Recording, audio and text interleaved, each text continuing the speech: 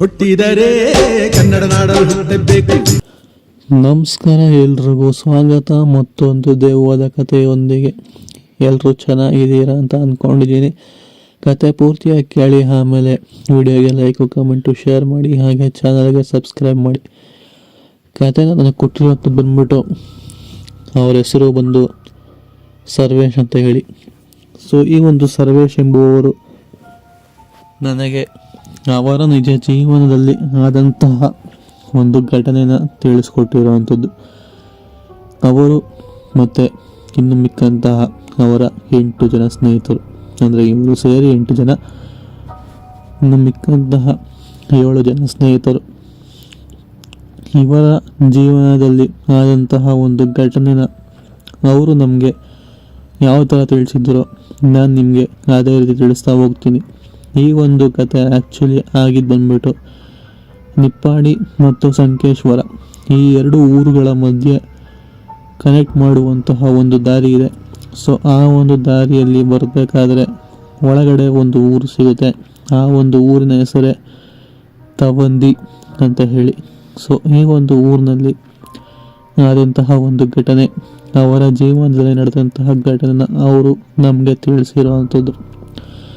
So ಈ ಒಂದು ಸರ್ವೇಶ್ ಮತ್ತು ಅವರ ಸ್ನೇಹಿತರ ಏನಿದೆ ನೋಡಿ, ಇವರು ಸ್ವಲ್ಪ ಆಚೆ ಈಚೆ ಸುತ್ತಾಡುವಂತಹ ಒಂದು ಮನಸ್ಥಿತಿ ಹೊಂದಿದ್ದವರು.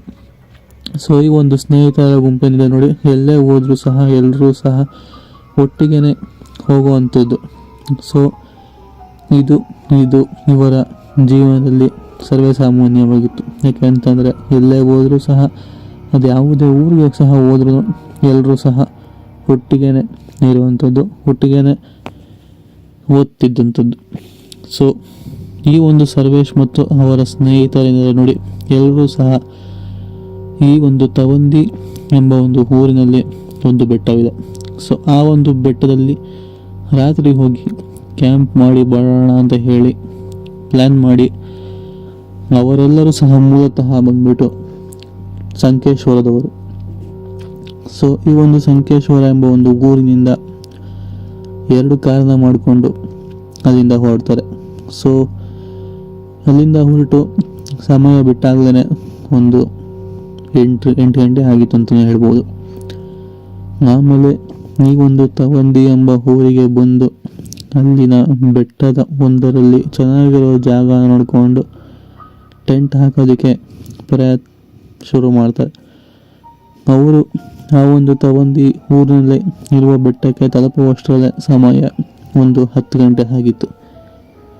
ಸೊ ಯಾವುದ್ರ ಪರವಾಗಿಲ್ಲ, ಟೆಂಟ್ನ ಹಾಕಿ ಅಲ್ಲೇ ಒಂದು ಕಡೆ ಬೆಂಕಿನ ಹಚ್ಚಿ, ಸೌದೆಗಳನ್ನ ಕೊಟ್ಟಿಟ್ಟು ಬೆಂಕಿ ಹಚ್ಚಿ, ನಂತರ ಎಲ್ಲರೂ ಸಹ ಪಾರ್ಟಿ ಮಾಡೋದಕ್ಕೆ ಶುರು ಮಾಡ್ತಾರೆ. ಅಂದರೆ ಸ್ನೇಹಿತರ ಗುಂಪಿನ ಜೊತೆ ಹೋಗಿದ್ದೀರಾ ಅಂತಂದರೆ ಆಲ್ಮೋಸ್ಟ್ ಗೊತ್ತೇ ಇರುತ್ತೆ. ಸೊ ಎಲ್ಲರೂ ಸಹ ಪಾರ್ಟಿನ ಮಾಡೋದಕ್ಕೆ ಶುರು ಮಾಡ್ತಾರೆ. ಅಲ್ಲಿ ಎಲ್ಲ ತರಹದ ಚಿಕನ್ ಡಿಶಸ್ ಕೂಡ ಇದ್ವು ಅಂತಲೇ ಹೇಳ್ಬೋದು. ಸೊ ಈ ಎಲ್ಲನೂ ಇಟ್ಕೊಂಡು ಎಲ್ಲ 8 ಜನ ಸ್ನೇಹಿತರು ಸಹ ಪಾರ್ಟಿಯನ್ನು ಮಾಡುವಾಗ ಆಗಿರುವಂತಹ ಒಂದು ಘಟನೆ. ಸೊ ಎಲ್ಲರೂ ಸಹ ಪಾರ್ಟಿನ ಮಾಡಿಕೊಂಡು ಆ ಒಂದು ಬೆಂಕಿಯ ಕಾವನ್ನು ಕೈಗೆ ಎತ್ಕೊಂಡು ನಂತರ ತಮ್ಮ ಮೈಯನ್ನು ಬೆಚ್ಚಗೆ ಮಾಡ್ಕೊತಿರ್ತಾರೆ. ಸೊ ಇದಾದ ಮೇಲೆ ಅವ್ರಿಗೆ ಇದ್ದಕ್ಕಿದ್ದಂತಲೇ ಆ ಒಂದು ಬೆಂಕಿ ಕೂಡ ಆರೋಗುತ್ತೆ. ಸೊ ಯಾಕೆಂತಂದರೆ ಸೌದೆಗಳು ಕೂಡ ಖಾಲಿಯಾಗಿರುವಂಥದ್ದು. ನಂತರ ಅವರೆಲ್ಲ ಏನಿದ್ದಾರೆ ನೋಡಿ, ಸೊ ಯಾಕೆ ಈ ಥರ ಬೆಂಕಿ ಹಾರೋಗಿದ್ದಿಲ್ಲ ಅಂತ ಹೇಳಿ, ನಂತರ ಆ ಒಂದು ಬೆಂಕಿ ಇದ್ದಿದ್ದರಿಂದ ಅವ್ರಿಗೆಲ್ರಿಗೂ ಸಹ ಬೆಚ್ಚಗಾಗ್ತಿತ್ತು. ಬಟ್ ಈಗ ಆ ಒಂದು ಬೆಂಕಿಯೂ ಸಹ ಇಲ್ಲ. ಸೊ ಯಾಕೆ ಈ ಥರ ಆಗ್ತಿದೆ ಅಂತ ಹೇಳಿ ಎಲ್ಲರೂ ಸಹ ಮತ್ತು ಬೆಂಕಿನ ಹಚ್ಚೋದಕ್ಕೆ ತುಂಬಾ ಪ್ರಯತ್ನ ಪಡ್ತಾರೆ. ಬಟ್ ಅದು ಆಗೋದೇ ಇಲ್ಲ. ಸೊ ಇಲ್ಲಿ ಏನು ಮಾಡೋದಕ್ಕಾಗಲ್ಲ ಅಂತ ಹೇಳಿ ಹಾಗೆಯೇ ಪಾರ್ಟಿನ ಮುಗಿಸಿ ನಂತರ ಬಾಟಲ್ಗಳನ್ನೆಲ್ಲ ಒಂದು ಕಡೆ ಬಾಕ್ಸ್ ಒಳಗಡೆ ಹಾಕ್ಕೊಂಡು ತಂದಿದ್ದಂತಹ ಆಹಾರಗಳನ್ನೆಲ್ಲನೂ ಸಹ ಮುಗಿಸ್ಬಿಟ್ಟು ನಂತರ ಎಲ್ಲರೂ ಸಹ ಮಲ್ಕೊಳ್ಳೋದಕ್ಕೆ ಹೋಗ್ತಾರೆ. ಆ ಒಂದು ಟೆಂಟ್ ಹಾಕಿರ್ತಾರಲ್ಲ, ಸೊ ಅಲ್ಲಿ. ಸೊ ಹೀಗೆ ಮಲ್ಕೊಂಡಿರ್ಬೇಕಾದ್ರೆ ಅಲ್ಲಿನ 2 ಸ್ನೇಹಿತರು ಎದ್ದು ಹೀಗೆ ಮೂತ್ರ ವಿಸರ್ಜನೆ ಮಾಡೋಣ ಅಂತ ಹೇಳಿ ಎದ್ದು ಟೆಂಟ್ನಿಂದ ಆಚೆ ಬರ್ತಾರೆ. ಸೊ ಇಬ್ಬರು ಸಹ ಒಂದು ಕಡೆ ಹೋಗಿ ಮೂತ್ರ ವಿಸರ್ಜನೆ ಮಾಡುವಾಗ ಅವರ ಕಣ್ಣಿಗೆ ಯಾವುದೋ ಒಂದು ವಿಚಿತ್ರ ಆಕೃತಿ ಕಾಣಿಸ್ಕೊಳ್ಳುತ್ತೆ. ಇಬ್ಬರು ಸಹ ಒಂದು ಆಕೃತಿನ ನೋಡ್ತಾರೆ, ಬಟ್ ಇಬ್ಬರು ಸಹ ಒಬ್ರಿಗೊಬ್ರು ಹೇಳ್ಕೊಡೋದಿಲ್ಲ. ಯಾಕೆ ಅಂತಂದರೆ ಇಲ್ಲಿ ಅವನು ಭಯ ಪಡ್ತಾನೋ ಇಲ್ಲ ಇಲ್ಲಿ ಇವನು ಭಯ ಪಡ್ತಾನೆ ಅಂತ ಅಂದ್ಕೊಂಡು ಇಬ್ಬರು ಸಹ ಹೇಳ್ಕೊಳ್ಳೋದಕ್ಕೆ ಹೋಗೋದಿಲ್ಲ. ಬಟ್ ಇಬ್ಬರು ಸಹ ಒಂದು ಆಕೃತಿನ ನೋಡಿರೋವಂಥದ್ದು. ಸೊ ಅದು ಬಂದ್ಬಿಟ್ಟು ಇವರಿಗೆ ಬರ್ತಾ ಬರ್ತಾ ಹತ್ರನೇ ಬರುವ ರೀತಿಯಲ್ಲಿ ಅವರಿಗೆ ಭಾಸವಾಗ್ತಿತ್ತು.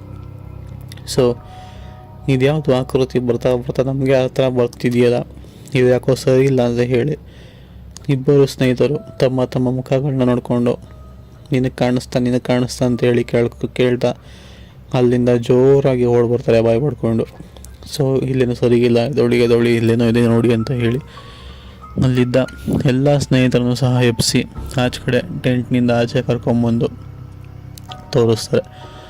ಸೊ ಶಾಕಿಂಗ್ಲಿ ಏನಪ್ಪ ಅಂತಂದರೆ ಅಲ್ಲಿದ್ದಂತಹ ಎಲ್ಲ ಸ್ನೇಹಿತರಿಗೂ ಸಹ ಆ ಒಂದು ವಿಚಿತ್ರ ಆಕೃತಿ ಕಾಣಿಸ್ಕೊಂಡಿರೋವಂಥದ್ದು.